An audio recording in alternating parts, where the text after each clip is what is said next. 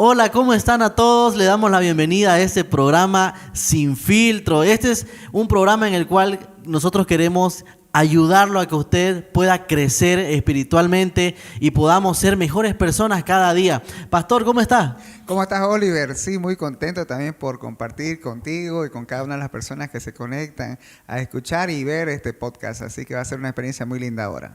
La verdad estamos muy contentos de que cada uno de ustedes se vayan conectando así poco a poco a lo que ya están mirando el programa. Invitamos a que puedan compartir a sus amistades, puedan compartir a todo su entorno para que podamos aprender juntos de lo que Dios tiene para cada uno de nosotros. Así que hoy es un tiempo muy agradable en el cual vamos a seguir hablando de las emociones. Así que hacemos recuerdo nuevamente, ¿no? Todas las personas que se están conectando, que ya están conectadas también.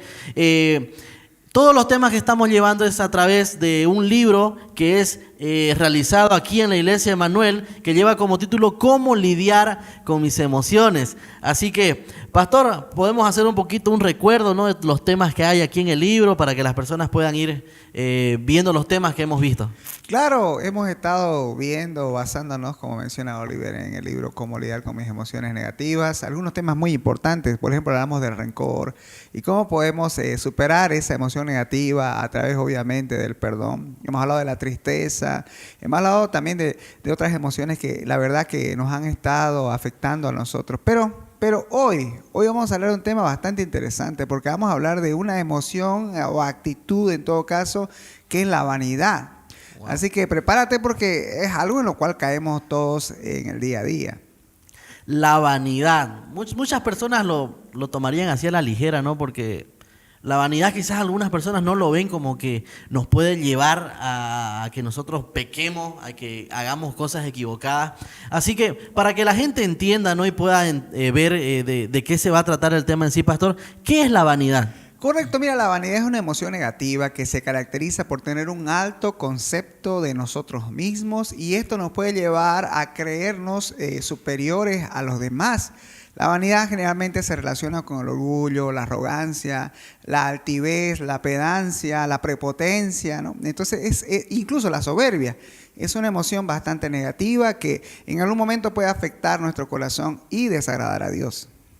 Wow. Entonces, vamos a ir viendo puntos sobre cómo nosotros podemos contrarrestar el tema de lo que es la vanidad, ¿cierto? Correcto. Así que ya vimos el concepto de en sí qué es la vanidad y algunas palabras que son similares que también están ahí rondando ahí en todo lo que es en base a la vanidad. Uh-huh. Pero vamos a ver algunos puntos que nos van a ayudar a que nosotros podamos contrarrestar lo que es la vanidad. Por ejemplo, el punto número 1 dice que la vanidad tiene su mejor ejemplo en Satanás y lo que lo va a contrarrestar es la humildad. ¿Por qué? Porque tenemos el mejor ejemplo en Jesús. Correcto. La Biblia menciona en dos pasajes bien marcados la aparición de Satanás. En Isaías 14, versos 14 al 17, y en Ezequiel 28 también del verso 14 al 17. Específicamente en Ezequiel nos muestra que Satanás, que en ese tiempo era un querubín en el cielo, se llamaba Lucero. Y dice el verso ahí, Ezequiel 28, 14 en adelante, dice: Lucero se enalteció y fue desechado.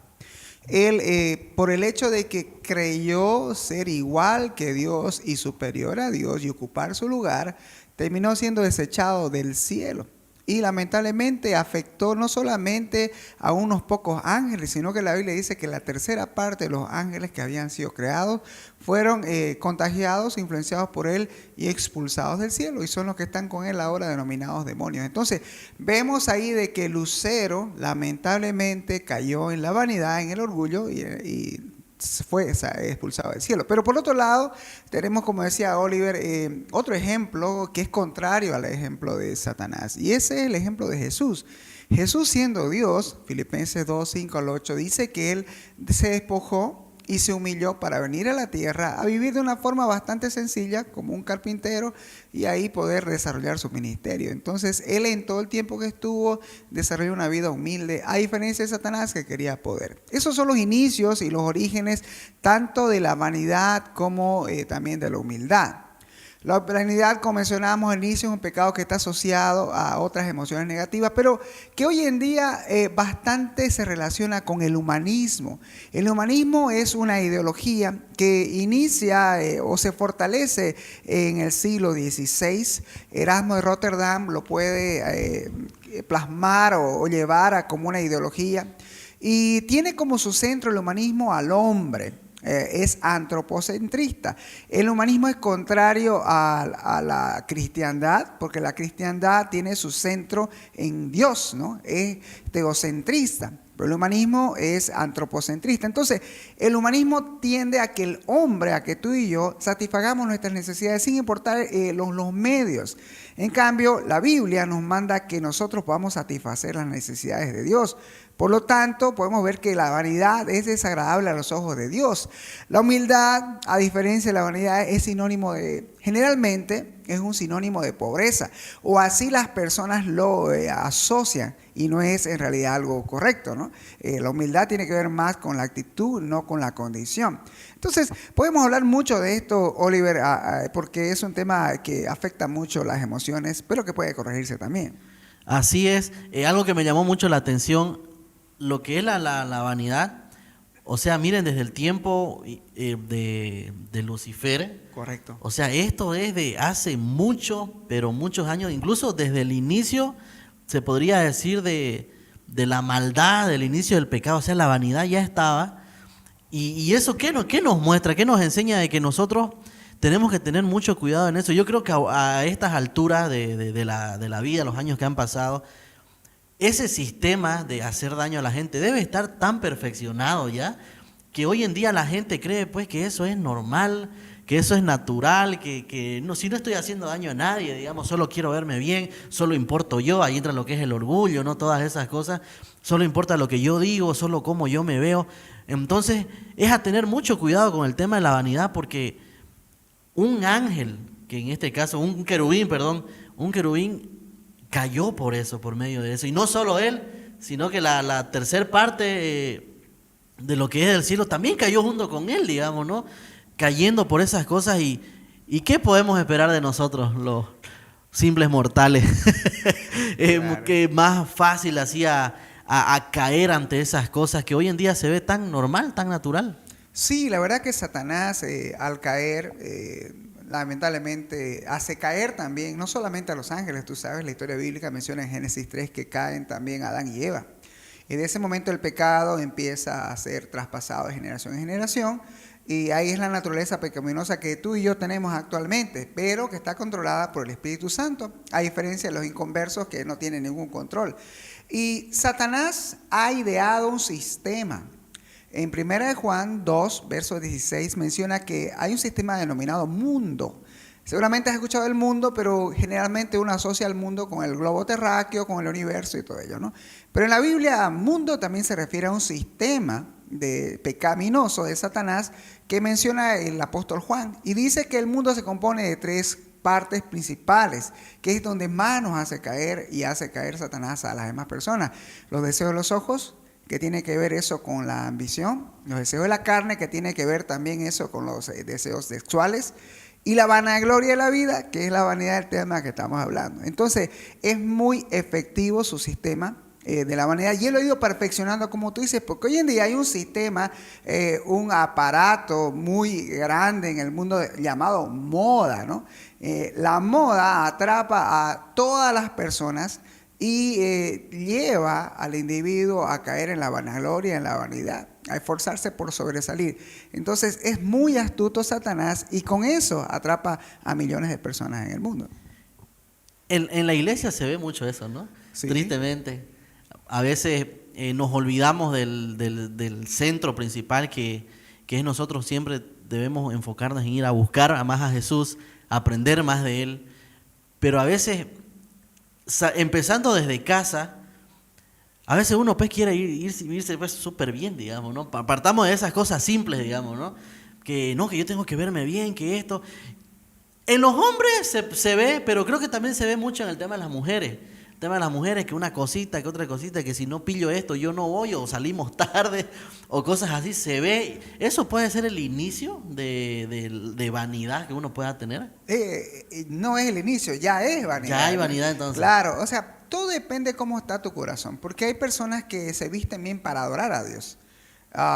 Tú veías ahí como el Señor instruyó a Moisés en el de Pentateuco, que pueda poner a Aarón y a sus hijos una vestimenta muy, muy elegante, ¿no? Entonces, Dios siempre ha querido que la adoración a Él sea algo excelente.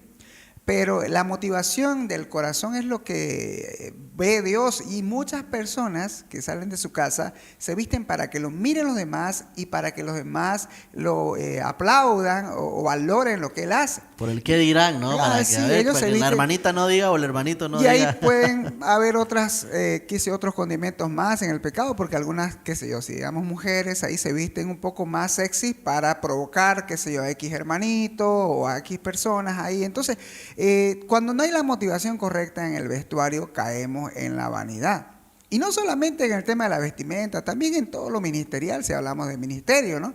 Porque quizás yo he sido músico y tú también hemos tocado, y tú eres, ¿sabes? Y tú te das cuenta cómo cuando uno es más joven tiende a tocar para hacerse ver. Y como estamos en un programa sin filtro acá, vamos a decir la verdad, muchos de los jóvenes en la adolescencia, y puede ser que hasta en la juventud o en la adultez, tocan para hacerse ver.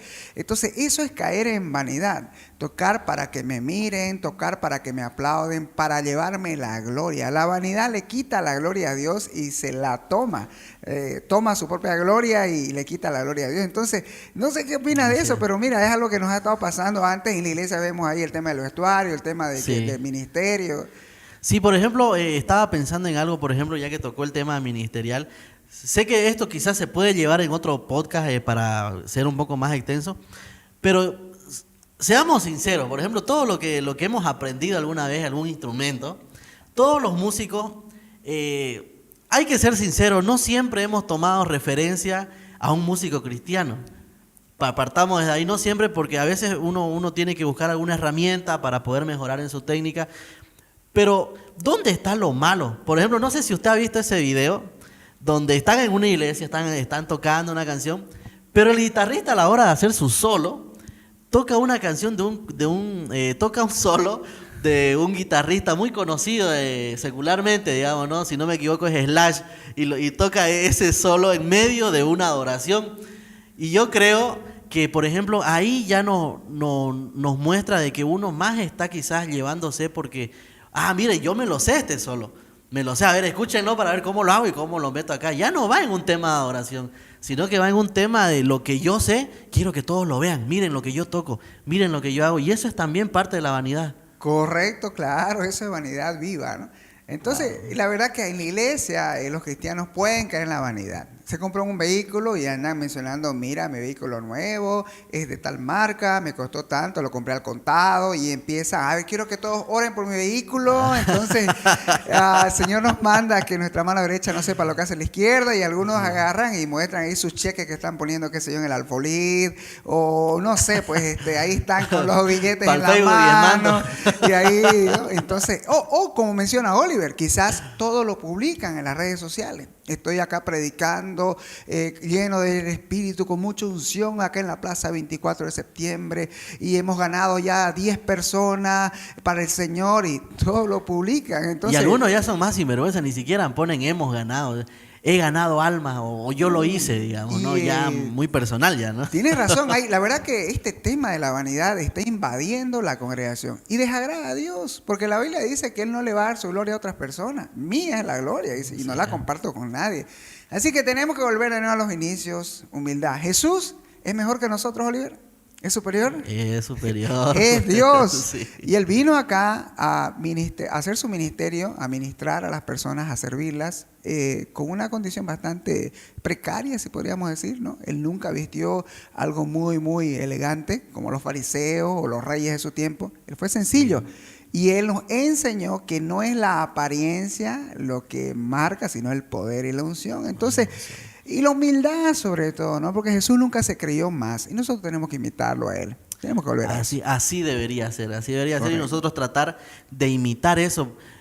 Para cerrar este punto, viendo la serie de Chosen, por ejemplo, Ok. a mí me llama mucho la atención el tema de cómo ellos cómo muestran, cómo la gente esperaba al rey. Correcto. Tenía una visión súper equivocada de cómo en realidad iba a llegar el rey. Ellos pensaban que iba a llegar, qué sé yo, que iba a ser alguien con mucho dinero, con mucho poder, que iba a llegar a, qué sé yo, a tumbar a los reyes malos que estaban Claro. ahí, todas esas cosas. Pero sin embargo, lo que más impactó y lo que más incluso le movió el piso a medio mundo fue su humildad. Por cómo desde el principio, desde que nació en un pesebre, no tenía dónde nacer, digamos, dónde acostar su cabeza, dicen la palabra. Entonces, nosotros en esa parte tenemos que aprender muchísimo y que él cambió la historia siendo humilde. Y te has dado cuenta de algo, mira, viendo este tema de la humildad también, de que no necesariamente la capacidad adquisitiva, o sea, el dinero, determina que una persona sea humilde o sea vanidosa. Entonces, seguramente has conocido personas que tienen muchas posibilidades económicas, pero que son sencillas, son humildes. Como has conocido personas que tienen poca capacidad adquisitiva y que son muy farsantes, son muy egocéntricas, ¿no? Entonces, me llama mucho la atención eso porque a veces las personas caen en el error de la vanidad, ¿no? Y como decíamos al inicio, se confunde quizás la pobreza o la poca capacidad adquisitiva con la humildad. Y no necesariamente es al respecto así. Entonces, ¿te ha pasado eso? ¿Qué opinas de eso? Sí, ha pasado a veces de confundir ese término. Ese término y claro, no está como usted lo dice, de que muchas veces nos olvidamos de eso. Incluso a veces cuando lo decimos o mencionamos, lo cruzamos los términos y no está bien. No está bien porque una persona humilde, como usted dice, digamos, es alguien que quizás aún teniendo muchas cosas materiales, pongámosle así, por lo que eso es lo que la gente normalmente busca mostrar para demostrar lo que es, no es así. Personas que teniendo mucho, uno los conoce y son tan humildes, son tan, no sé si es el término, pero conversables, que podés entablar una conversación como si fueran amigos de mucho tiempo, digamos. Y creo yo que eso, más que cualquier otra cosa, impacta en la vida de las personas. Más que alguien que sea altanero, que llegue, digamos, ¿no? Que habla mucho, pero que demuestra poco. ¿Y qué crees que ocasiona que una persona tenga más humildad o menos humildad? Pues, ¿Qué ayuda? ¿Qué ayuda? Por ejemplo, En para tu que una opinión. persona esté así es porque el Espíritu Santo no está activo en su corazón. Correcto, Porque claro. se está alimentando en la carne, Ujú. se está dejando llevar por las cosas materiales, por las cosas que ve, como usted decía, ¿no? Que es las cosas que uno mira, las cosas que uno desea. Estamos apagando el Espíritu Santo con eso. Correcto, entonces, ¿qué podemos hacer para mejorar eso? Darle oportunidad al Espíritu Santo, encender el altar todos los días y así vamos a ir mejor. Pero sigamos avanzando, ¿qué más vamos a ver ahora? Así es, entonces vamos a seguir avanzando. El punto número 2, la vanidad busca la supremacía y la humildad desarrolla una actitud de servicio. Está muy bueno eso. Claro que sí. Mira, Jesús menciona Marcos, versos 10, 45, que se denominaba el Hijo del Hombre. No vino para ser servido, sino para servir y para dar su vida en rescate por muchos. Jesús no vino a mostrarse supremo. Ya, volviendo al tema que abriste hace rato, de que los judíos esperaban un rey, ¿no? Un rey, como decimos comúnmente, wow, poderoso, grande, majestuoso. ¿Por qué? Porque ellos esperaban un descendiente de David, porque sabíamos que el Mesías iba a ser un descendiente de David. Ellos esperaban que sea alguien así poderoso como David y que venga a liberarlos de la opresión romana. Ellos habían sido conquistados por los romanos y buscaban ese rey. Herodes no cumplía las características porque se había vendido al poder romano. Entonces ellos estaban esperando ese Mesías, pero el Mesías, Jesús, no vino a mostrarse superior. No vino él a mostrarse más que los demás, él vino a respetar a las autoridades.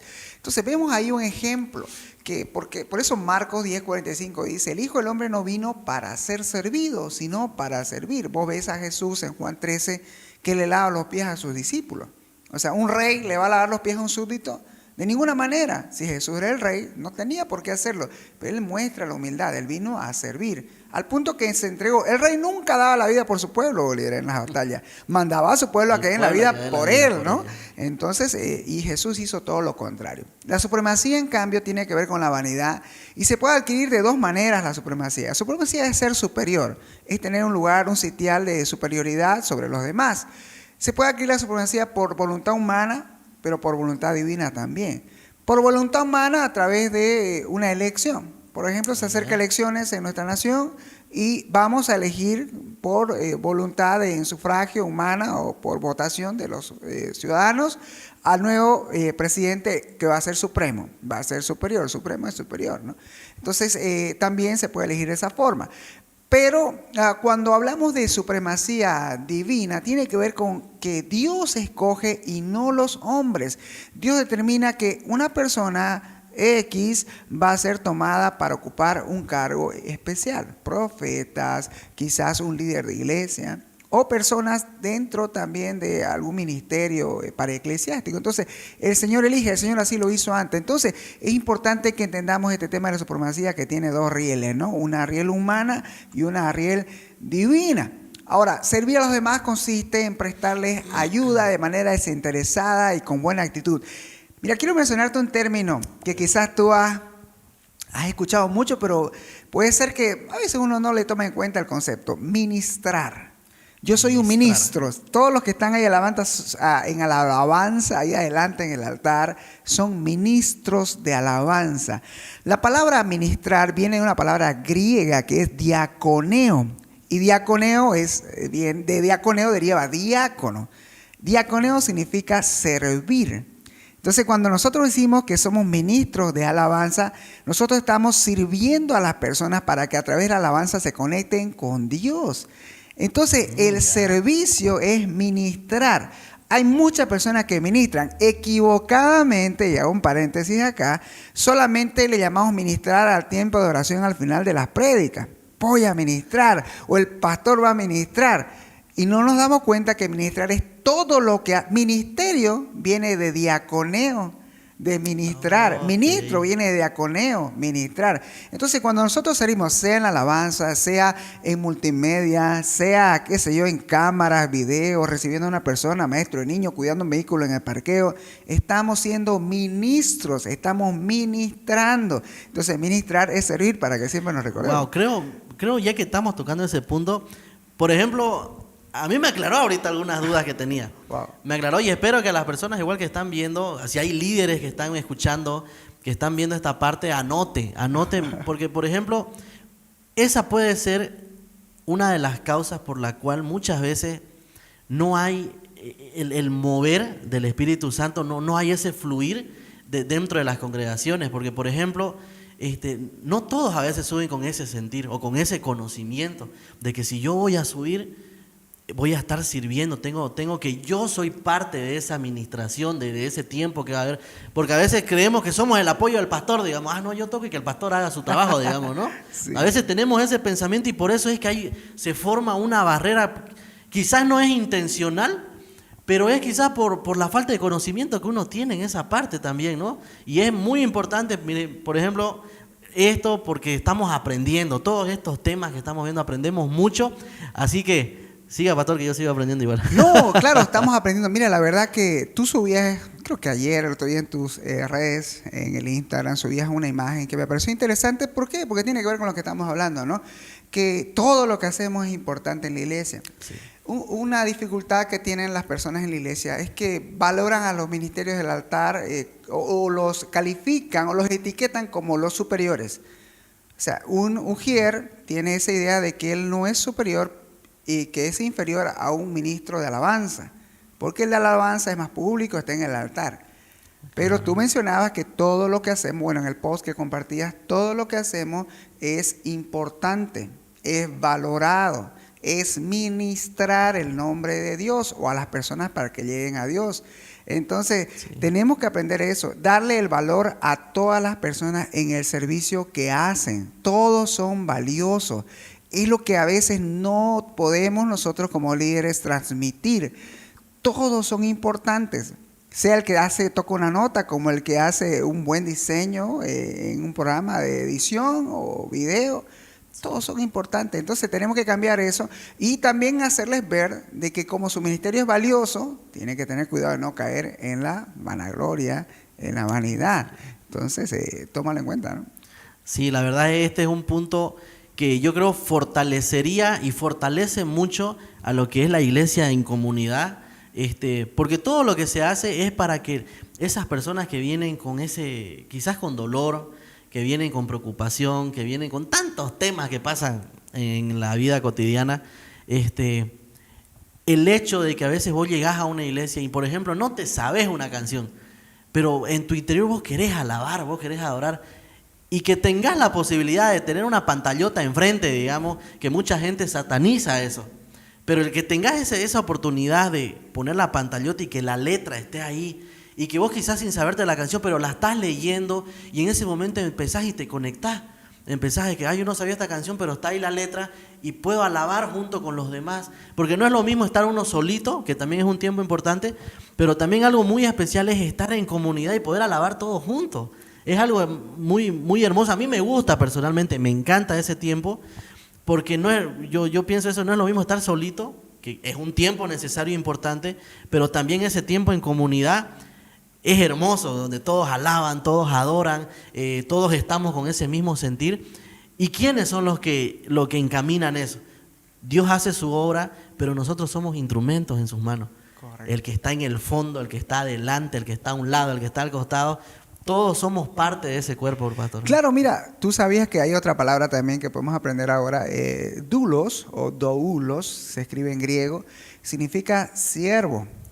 Pero el siervo esta palabra va más a esclavo, Entonces, todos los que están en los ministerios son esclavos de Jesús, sirven a Jesús.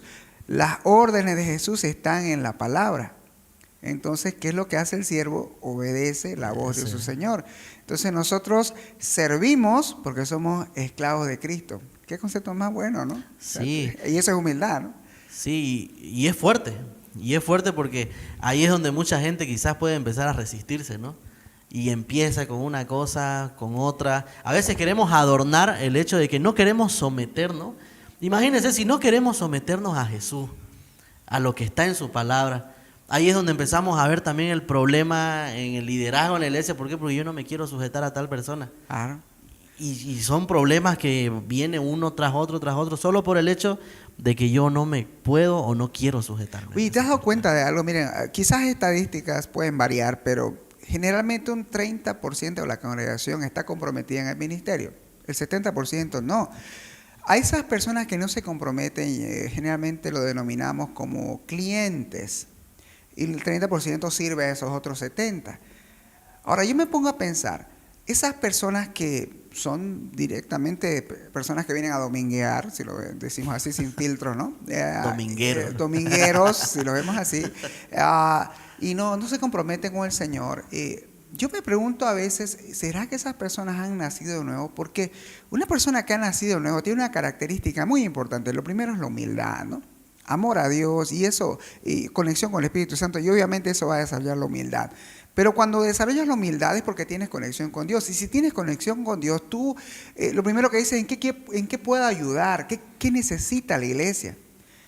Pero te das cuenta que hay muchas personas con el espíritu de clientes que quieren ser servidos, que siempre están reclamando, que siempre están criticando, pero no están metidos ahí con los demás.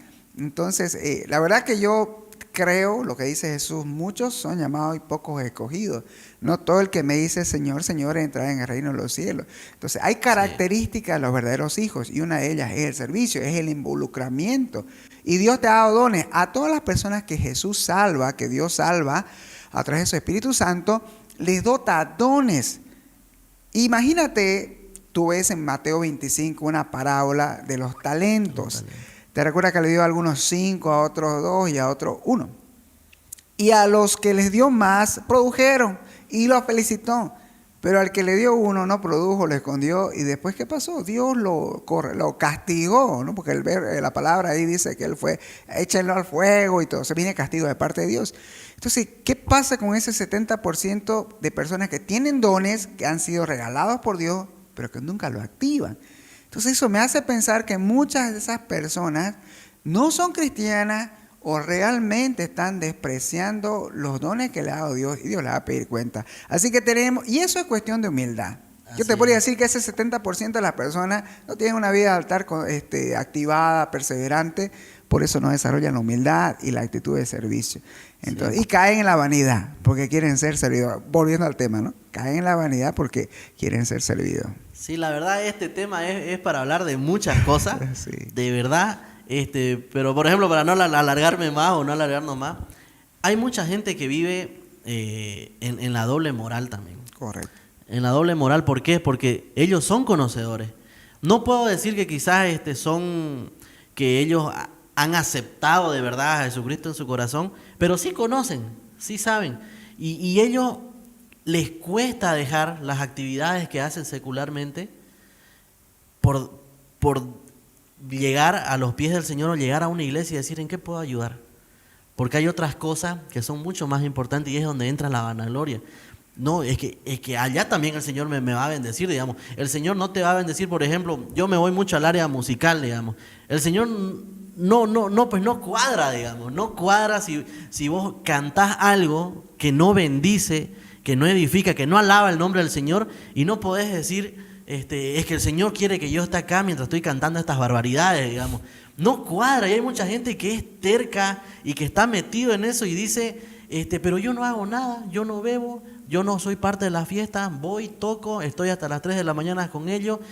Es que no cuadra, yo no lo veo a Jesús, o sea, acaparando todas esas cosas o permitiendo todas esas cosas. Mi hijo, vaya, métase allá, pero después vuelve ya.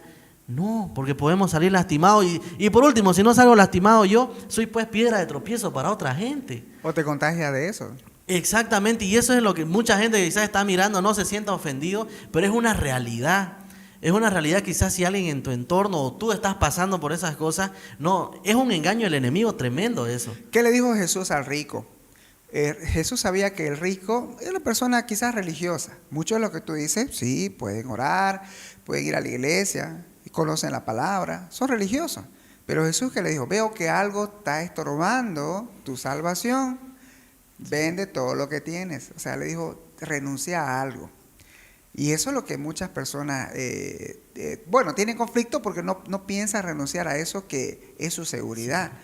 Entonces, el Señor a veces nos pide que renunciemos para poder servirlos y que nuestro servicio sea santo y le agrade a Él y no sea a medias, porque dicen con una boca bendices a Dios, con la otra maldices. Entonces no puede salir de tu boca bendición y maldición al mismo tiempo. No, entonces por eso eres santo. Santo es apartado del pecado, apartado para un fin específico que es adorar a Dios. Entonces tomemos en cuenta eso. Pero a veces por caer en la vanidad, lamentablemente caemos en la vanidad y por querer mostrar o tener, descuidamos lo más importante que es servir a Dios. Analiza tu vida y pregunta de verdad si de verdad eres salvo. Yo creo que muchas veces es bueno autoplantearse eso y ver si las cosas que estás haciendo de verdad bendice o no te está sumando en nada. Así que no te olvides que lo terrenal, eso se va a quedar aquí en la tierra. Pero lo espiritual, lo que hay adentro, cuando venga el Señor, ahí vamos a rendir cuenta. Correcto, sí. Amén, bienísimo. Continuamos avanzando entonces. Wow, en el segundo punto nomás se puso caliente la cosa. La vanidad cae en la autosuficiencia negativa. Ouch. La humildad vive en dependencia de Dios. Wow, esto es interesante. Nosotros en la palabra vemos ejemplos de personas que cayeron en la autosuficiencia. Uno de ellos es un rey, Usías, el cual fue buen rey, dentro de los reyes buenos que tuvo Judá. Y ya cuando él se fortaleció, cuando tuvo poder, dice que su corazón se enalteció y él se rebeló en contra de Dios porque él empezó a tomar actitudes y decisiones y acciones que no le correspondían. Por ejemplo, el rey no tenía la función de ir al templo a a ofrecer sacrificio, porque para eso Dios había instituido los sacerdotes. Pero este Usías se creyó tanto, se creyó autosuficiente que no necesitaba la ayuda de los sacerdotes y fue y quiso ofrecer incienso en el templo cuando eso le correspondía a los sacerdotes. Los sacerdotes le dijeron: rey, nosotros te respetamos, te amamos, pero eso no te corresponde hacerlo a ti. Él dijo: no, yo puedo hacerlo. Cayó en la vanidad, en la prepotencia, en la autosuficiencia negativa y lamentablemente él insistió. ¿Qué pasó? Dios lo castigó. ¿Qué hizo Dios? Dios lo llenó de lepra y murió leproso. ¿Por qué? Porque cayó en la autosuficiencia negativa. Entonces, esta actitud que es autosuficiencia negativa es el resultado de un corazón que cae en la independencia del Espíritu Santo. O sea, ser independiente es no ser dependiente. Cuando tú no oras, cuando tú no lees la palabra, cuando tú no te comunicas con Dios, entras en el plano de la independencia de Dios.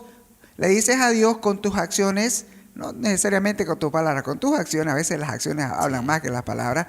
No te necesito, Dios. Yo puedo valerme por mí mismo. Por eso no te busco, por eso no oro, por eso no escucho tu voz en la palabra. Entonces caemos en la autosuficiencia o independencia del Espíritu Santo. Y la dependencia de Dios es lo contrario. Tú buscas a Dios, ¿por qué? Porque lo necesitas. Un cristiano necesita tener comunicación con su Padre. Así como nuestros hijos se comunican con nosotros todos los días y necesitan comunicarse con nosotros porque nosotros le damos provisión, protección, le damos seguridad, apoyo, amor. Sí. Igual el cristiano tiene que comunicarse con Dios y eso es depender de Dios. La independencia es rebeldía, la independencia es autosuficiencia, la independencia es vanidad, la dependencia es humildad, la dependencia es amor. ¿Te das cuenta? Entonces, no tenemos que caer en eso. Y muchos cristianos caen en la independencia de Dios y por eso fracasan. Grandes ministerios caen porque las personas que se están encargadas, líderes o pastores, cayeron en la independencia de Dios. Dejaron de orar, pastores, dejaron de tener su tiempo de comunión diaria con Dios, dejaron de leer la palabra. No sé cómo enseñan. ¿Sabes? Yo creo que Dios muchas veces por su gracia y por amor a su palabra y por el poder que tiene su palabra, sigue accionando en las personas. Pero ya ese siervo está descalificado. Recuerda, Saúl fue descalificado. ¿No ves? Fue descalificado ya 13 años antes de perder su reinado, ya Saúl fue descalificado. Pero Dios lo dejó como rey y pese a que él ya fue descalificado y dice que el Espíritu lo dejó, seguía ganando batallas. ¿Por qué? Porque Dios lo ayudaba, no por amor a él ya, por amor a su pueblo. Entonces muchas veces los siervos, los ministros pueden caer en pecados, son independientes con Dios, su vida mal, pero van y predican, van y tocan, van y sirven de ujieres. Y Dios por amor a la iglesia permite que su palabra siga tocando, por respaldo a su palabra, no al siervo. Y a veces podemos caer en ese engaño, ¿no? Ser independientes de Dios hace tiempo atrás, no tener vida de oración y venir a predicar el domingo acá. Y Dios por amor a la palabra que yo digo, cambia y toca a las personas. Y puedan haber ahí quebrantamiento, unción y todo. ¿Te das cuenta? Y eso es una realidad. ¿Por qué? Porque lo he visto, lo he experimentado, seguramente tú también. Y te das cuenta de que cómo subía ahí a predicar o cómo subía a tocar si estaba teniendo una doble vida, la doble moral que tú mencionabas hace rato. Exactamente. Pero Dios lo hacía. Es muy peligroso. Pero eso sí, todo trae consecuencias. Todo lo malo, como dice Gálatas 6, ¿no? Todo lo que el hombre sembrare, eso también cosechará, ¿no? Entonces, si tú siembras maldad, vas a recibir también castigo de parte de Dios. Entonces, no es nomás que no vamos a dar libertad y no va a pasar nada. Entonces, la independencia de Dios es bastante mala. Sí, la verdad, esto es muy, muy fuerte, la verdad, porque quizás hoy en día, en estos precisos momentos, quizás hay personas que lo están haciendo así, que están sirviendo así, que están predicando así. Y como usted decía, para esas personas, ¿no?, que están ahí, nunca va a ser por lo que sabes, nunca va a ser por cómo te vestís, nunca va a ser por la postura que tenés estando al frente de algo, de alguien o de cierta cantidad de personas. Siempre va a ser la palabra del Señor. Correcto. Siempre. Sí. Siempre. Y así aún, miren, la gracia y la misericordia de Dios, como mencionaba el pastor, es tan grande que aún nosotros estando equivocados, estando viviendo una vida en pecado, aún así, Él como que nos da ese chance, ¿no? Pero como usted dice, todo trae una consecuencia. ¿Y sabe qué es lo más triste? Lo más triste después es que en esa consecuencia entra otra gente. Siempre la consecuencia del pecado, nunca, pues, ojalá uno solito pues le afectara, sino que siempre cae otra persona, que muchas veces las personas miran al hombre, ven que ese hombre cayó y también se desmorona la familia, se desmorona fulanito que estaba al lado, todo, y todo eso pues desanima a las personas y hacen que se pierdan. Entonces, los que están en ministerio, los que están en liderazgo, de verdad asuman, y me involucro yo, tenemos que asumir esa responsabilidad tan grande que Dios nos ha dado, el privilegio de poder estar ahí, porque es un privilegio poder estar no puedo decir en una posición, pero sí en el lugar en el que estamos, es un gran privilegio y tenemos que administrarlo bien para que esas otras personas puedan ser también de bendición para su entorno, ¿no? Correcto. Mira, tú decías algo interesante ahí, ¿no? El pecado trae daños colaterales. No te afecta a ti, también afecta a las otras personas. Y la palabra dice en Lucas 17 que no tenemos que ser tropiezos. Mejor dice, atémonos una piedra en la cabeza y nos tiremos al mar que ser tropiezos. Así que tenemos que tener mucho cuidado. Mira, algunas personas caen en la vanidad incluso siendo pecadores. Pablo en 1 Corintios 5 se molestó con la iglesia de Corinto, una iglesia muy grande. Por si acaso, el hecho de que una iglesia sea grande no significa que sea una iglesia espiritual. La iglesia de Corinto era una iglesia muy grande que tenía todos los dones. Si usted lee 1 Corintios capítulo 1, dice la iglesia que tiene todos los dones. Es una iglesia muy grande y con mucha gente, pero que tenía muchos problemas, falta de santidad. En el capítulo 5 muestra un caso bastante vergonzoso. Ese caso tenía que ver con que un hijo había tenido relaciones sexuales con la mujer de su padre. Es un incesto, un desastre.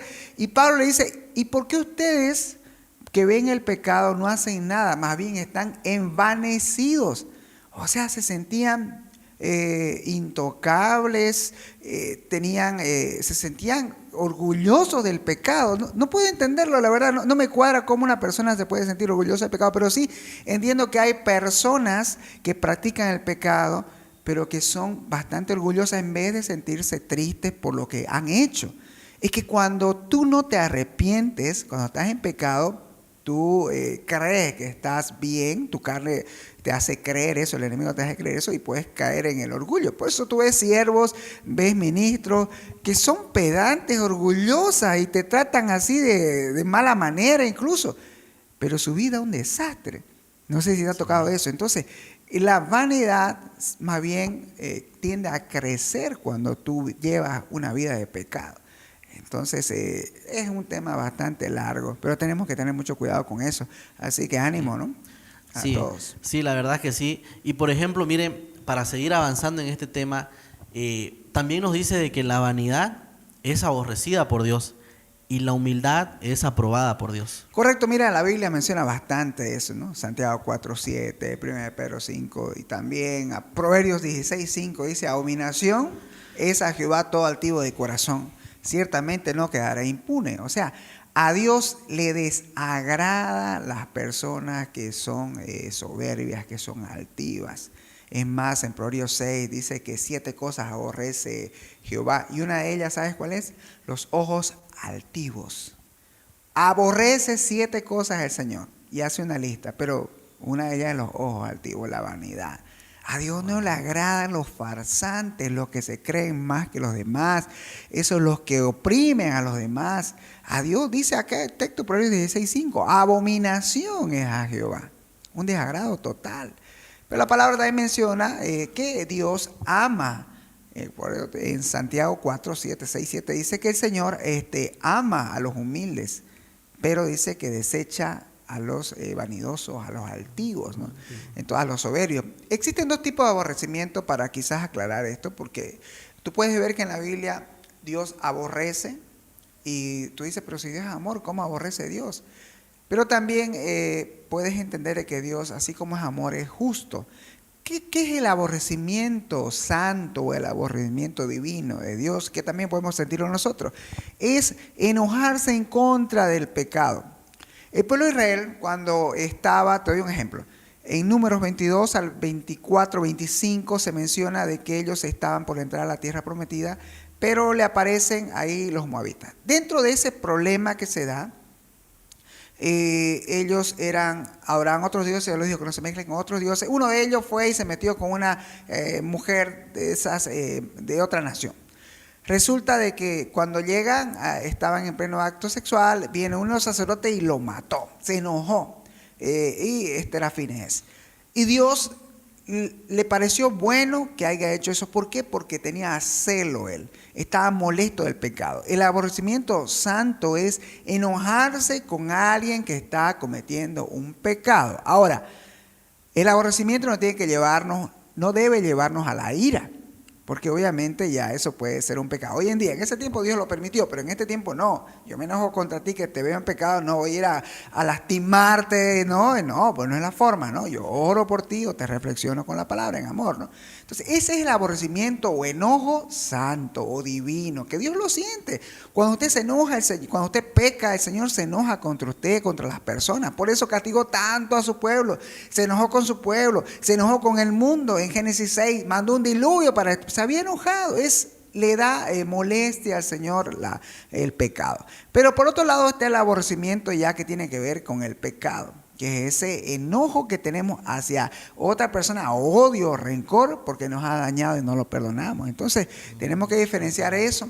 También existen dos tipos de humildad, creo que lo mencionamos al inicio, la humildad de condición y la humildad de corazón. No es lo mismo la humildad de condición, porque generalmente eso lo asocia el mundo con la pobreza. La humildad de corazón tiene que ver con la actitud de servicio, de unidad, de sometimiento, sujeción a Dios. Entonces, es importante que aclaremos estos términos para que podamos crecer en la palabra, ¿no? Así es muy importante todo esto. Entender y saber, ¿no?, que Dios no solamente es amor, paciencia, Dios también es corrección. Y Dios también, obviamente, todas las cosas malas que hacemos, Él nos está viendo todo lo que hacemos. Correcto. Todo lo que pensamos, lo que pasa por nuestra mente. Él está viendo, Él está pendiente por cada uno de nosotros.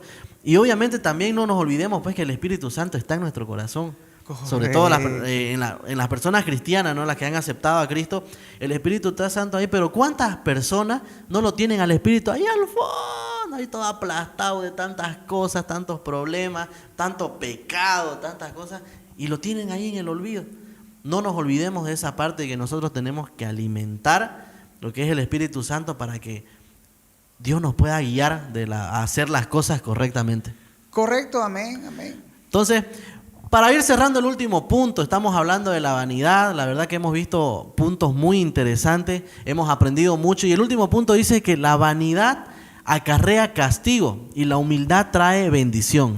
Eso es correcto porque, mira, en la Biblia hay un ejemplo, en Daniel capítulo 4, este rey Nabucodonosor creyó de que todo lo que él había alcanzado era gracias a su poder, a su ejército, a su capacidad militar y todo aquello. Resulta de que él fue advertido por el profeta Daniel, le dijo: mira, rey, viene un castigo para ti, arrepiéntete porque Dios puede quizás hacer lo que hizo con Nínive, ¿no? De perdonarle el castigo. El rey no se arrepintió. Luego de un tiempo, él volvió a seguir con su mismo espíritu de vanidad. Dijo: mira, toda esta ciudad, se paró en su balcón, vio toda la ciudad que había construido. Dijo: todo esto lo he hecho yo con mi poder, con mi fuerza. En ese momento vino castigo de parte de Dios. Ya vino la advertencia. Antes de la caída viene la advertencia. Antes del castigo siempre viene la advertencia, ¿no? Hay una advertencia.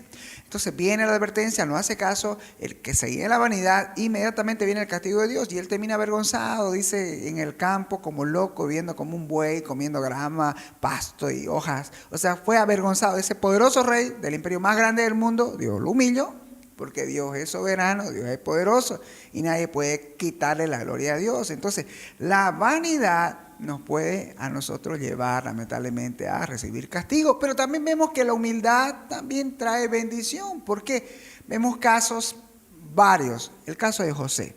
José, un hombre humilde, despreciado por sus hermanos, vendido como esclavo, estuvo muchos años de esclavo, como 10 años de esclavo. Ahí este joven humilde, luego terminó en la cárcel injustamente. En todo ese proceso de 13 años, José siempre demostró su humildad. ¿Y qué hizo Dios? Dios lo saca de la cárcel y lo lleva al palacio a ser gobernador de todo el imperio egipcio, el más grande conocido en ese tiempo. Entonces, vemos el caso de David. David no era una persona que venía de una familia importante en Israel, venía de una ciudad sumamente pequeña y ni siquiera era de los hijos preferidos de sus padres, porque él había nacido producto de un desliz ahí de su padre, o que se casó con una mujer extranjera en sí, ¿no? Ya su mamá había muerto, la esposa de él había muerto, sus otros 7 hijos habían nacido, y él se casó con una mujer que no era de la nación, y eso no estaba bien visto.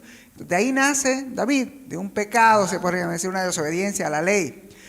Por lo tanto, su papá, para evitar la vergüenza, porque estaba en pueblo chico, infierno grande, dice comúnmente, las críticas todo el tiempo, para evitar la vergüenza, lo mandaba a su hijo al campo, a que cuide las ovejas. O sea, era el despreciado David. Así era la vida de David. A ese joven que mandaba al campo, Dios lo vio. ¿Por qué? Porque allá en el campo él tenía su guitarrita, tenía su arpa, y allá adoraba a Dios. Compuso muchos salmos también en ese tiempo, mientras cuidaba sus ovejitas. Qué trabajo más quizás aburrido, pero para él no. Él ahí adoraba a Dios, se conectaba con Dios. Dios vio su humildad. A ese joven de 17 años, el profeta Samuel lo unge como rey. Uno que no podía, no calificaba como rey, y luego después de 13 años se convierte en rey. Dios lo exaltó. Entonces, la humildad es premiada por Dios. Todos los hermanos cometemos el error muchas veces de querer forzar las cosas de Dios, y tenemos que ser humildes y esperar los tiempos de Dios, porque Dios exalta. Esto es muy importante, así que entendamos esto. Y Dios castiga de 2 maneras, Oliver. La primera es correctivamente. Te viene una enfermedad y te dice, bueno, te estoy hablando, qué sé yo, tienes un problema ahí, un robo o un accidente. Dios te está corrigiendo, te está hablando. Pero a veces cuando tú no escuchas las advertencias, viene ya el castigo destructivo.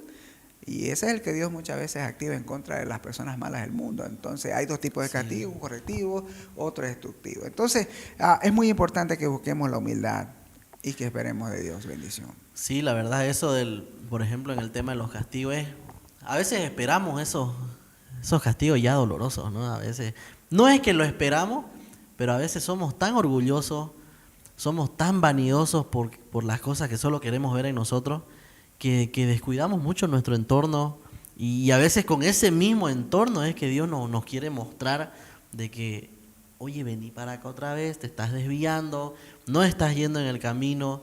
Y por ejemplo, yo le soy sincero, yo por ejemplo tengo 2 niños y yo cuido mucho eso en esa parte, porque en esa parte yo digo, yo no quiero que el Señor algún día me quiera llamar mi atención, ya sea con mi esposa, ya sea con mis niños. Así que yo prefiero, yo sé, yo me equivoco muchas veces, fallo muchas veces, pero trato de volver lo más rápido posible. Trato ahí en la lucha de volver, ay, me equivoqué en esto, perdón, Señor, tengo que volver otra vez a humillarme, porque cada vez que uno falla, uno se tiene que humillar. Correcto. No es decir, ya, Señor, ya vos sabés ya que soy así. No, tenés que humillarte para volver nuevamente al camino, y si tenés que empezar de cero, pues tenés que empezar de cero, digamos, y otra vez avanzar. Porque es a ese punto, porque yo sé cómo trabaja Dios. He visto de personas cercanas a mí, de que recién han despertado, recién han abierto los ojos, cuando ha pasado algo extremo, algo que duele. Y yo digo, yo no quiero pasar por eso. Claro. Yo no quiero pasar por eso, así que yo conozco a mi Dios es amor, Él es bondadoso, es todo lo que uno quiera, pero también es un Dios correctivo. Y que si uno se hace el que no te veo o no te escucho, a veces la factura es pesadita. Correcto, claro. Dios siempre va a esperar que estemos a sus pies, ¿no? Y a veces no queremos hacerlo a las buenas. Sí. Tú sabes, hay otras religiones que adoran a dioses diferentes, pero se arrodillan, se postran ante su Dios. Pero miren las iglesias hoy en día, ¿no? Pocas personas tienen esa práctica de humillarse ante Dios, no de rendirse ante Dios. Nos hemos vuelto muy cómodos, hermanos.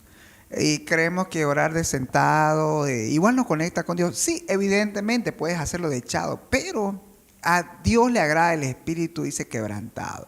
Al corazón contrito y humillado no va a despreciar Dios. En Salmo 51 menciona eso. Entonces, Dios quiere vernos con una actitud de humildad. Estar sentado no muestra humillación. Recordemos que estamos ante un Dios que es poderoso, es lo más grande que hay.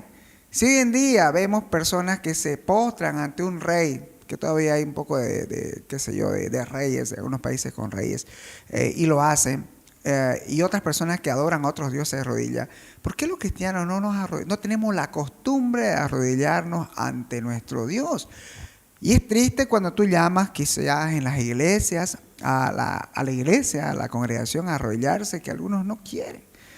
Y algunos dicen, no, es que estoy mal de las rodillas, no, es que acá, y ponemos excusas, pero la verdad que yo creo de que nos falta humildad. Por eso Dios nos está hablando con este tema, porque nos falta doblar más rodillas. Algo que yo practico todos los días y lo hago porque sé que debo hacerlo, es arrodillarme. Llegar al altar, doblar rodillas ahí en el altar y decirle, Señor, tú eres el Dios, yo soy tu esclavo. Por eso me arrodillo, por eso me agacho ante ti, porque reconozco tu poder. Y Dios mira tu corazón. Entonces quizás tú no lo estás haciendo en este tiempo, pero quiero que recuerdes, tú eres esclavo, Él es el amo, Él es el Señor. Y tienes que demostrarle tu humildad también con tus acciones, no solamente con tu palabra. No es decir, yo soy humilde, no. Demostrarlo también con tus acciones. Así es, entonces es muy importante no solamente decirlo, sino hacerlo también. Correcto. Hacerlo. Así que la verdad este tema, mire, a mí me ha hecho repensar muchas cosas que quizás he dejado de hacer o no he estado haciendo por ese tema de que a veces el hecho también de preocuparte mucho por las cosas, por el afán de cada día, por preocuparte de que, ay no, es que tengo que generar tanto dinero, tengo que hacer esto, eso también es vanidad. ¿Por qué? Porque no estamos aprendiendo a depender de Dios. Y ojo, el hecho de depender de Dios no quiere decir que me voy a quedar echado en mi casa, digamos, tampoco no es así, digamos. Entonces, en esa parte yo creo que todos deberíamos estar conscientes, a ver, ¿en qué estoy fallando? Volver a pensar nuevamente qué es lo que hago todos los días, a ver cómo salgo de mi casa para ir a la iglesia, porque para ir a la iglesia normalmente pasan esas cosas que a veces salimos discutidos, los que viven en pareja, digamos, a veces que por qué, que porque no pilló su ropa, que porque no pilló esto, o que los niños, no sé, no estuvieron cambiados a tiempo, ¿solo por qué? Porque el hecho de que quiero verme bien, y está bien, hacerlo para el Señor está bien, pero si querés hacerlo para el Señor, pues organizate mejor, digamos, hacerlo un día antes, preparar todas esas cosas para que no haya ese problema, digamos, ¿no? Entonces, la vanidad, miren, desde el tiempo en el cielo, Lucifer, los ángeles, Adán y Eva, y así ha venido hasta este tiempo, y se ha ido perfeccionando, y el Señor quiere cuidarte, quiere cuidarnos de todas esas cosas. Entonces, Pastor, ¿cómo podríamos terminar? ¿Qué palabras de ánimo le haría a esa persona que quizá está luchando con el tema de vanidad? Porque me imagino hay muchas personas que quieren salir de eso, pero no pueden, luchan constantemente con eso. ¿Qué les podría decir a esas personas? Métanse con el Señor.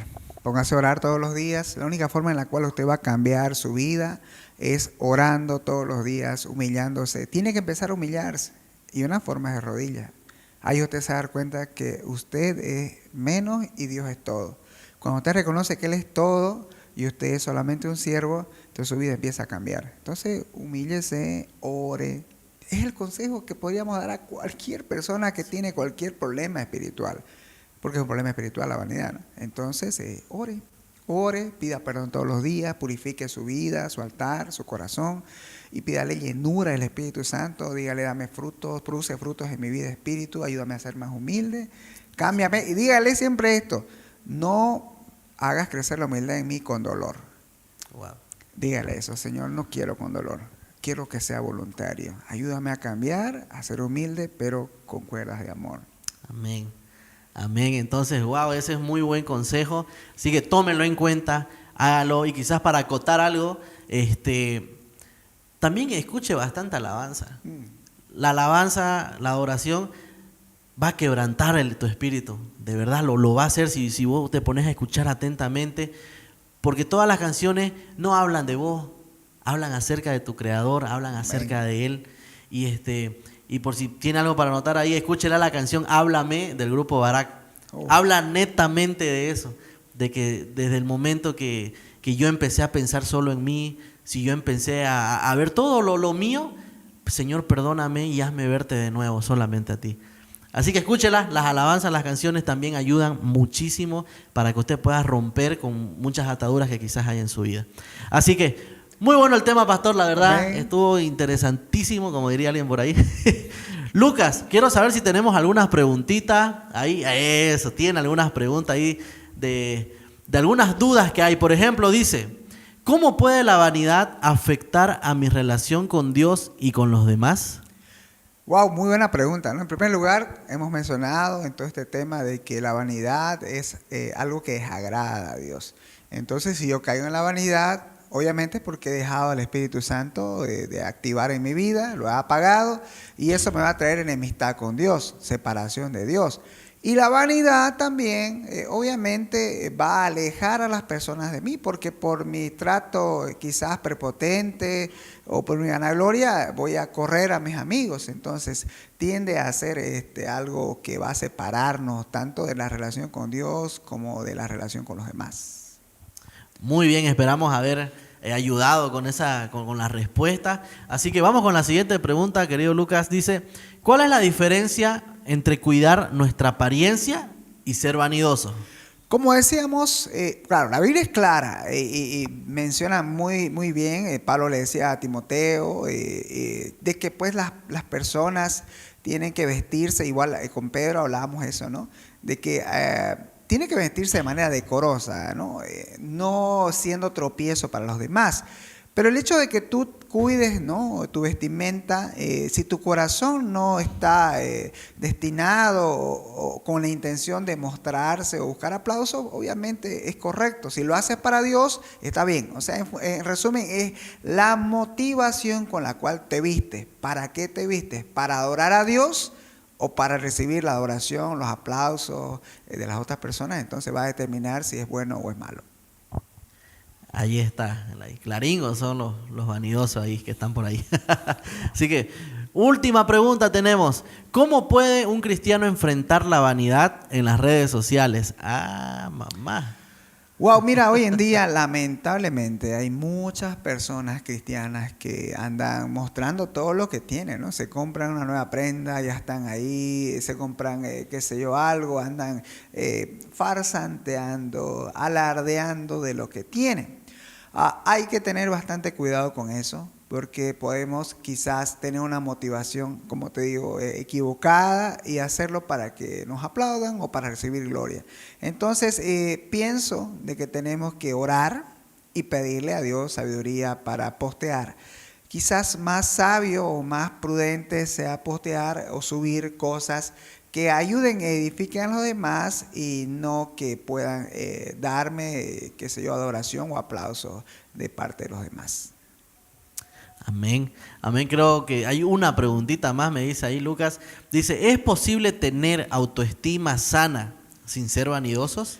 Claro, por supuesto que sí. Dios desea que sí tengamos una autoestima sana. Dios desea que nos amemos.